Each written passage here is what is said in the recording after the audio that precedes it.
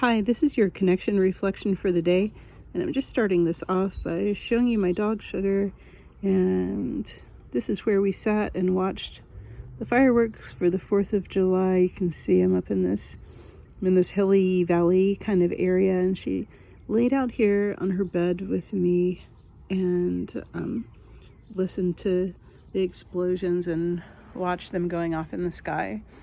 And if you've ever had a dog or been around dogs at the 4th of July, that's not something that's super typical.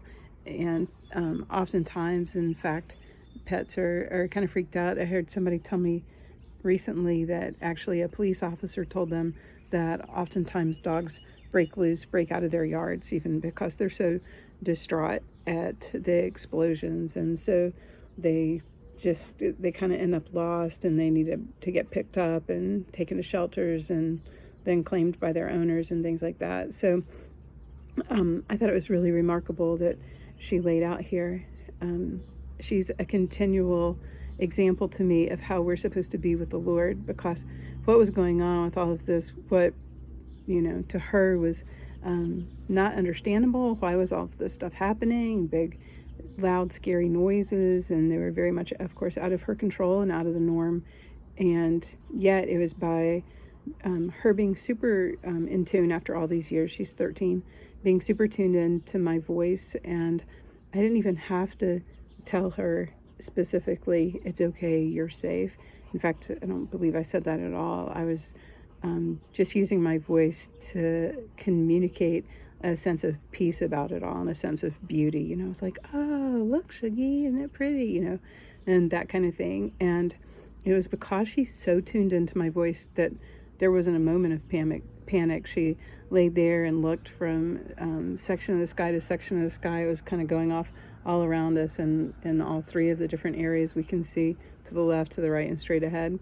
And she just laid there and really seemed like she was enjoying it and didn't move to go inside at all until after it was finished.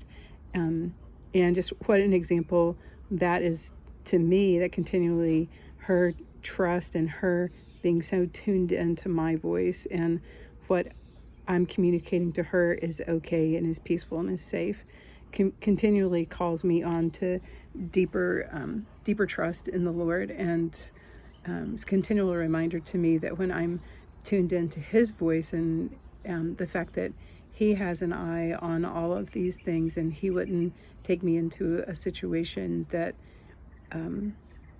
where His hand wasn't able to protect me, which of course that's not possible because He's God and He's all powerful. And yet, even knowing that, my dog's trust in me continually calls me on.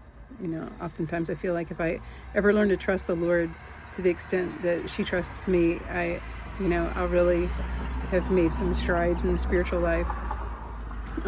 So let's just kind of I'll take a lesson from Sugar on trusting in God, and as His voice, being so super tuned into His voice that regardless of what could seem like bedlam and chaos and confusion going on around us, we were able to rest in the peace of His presence and recognize the beauty of the moments at hand.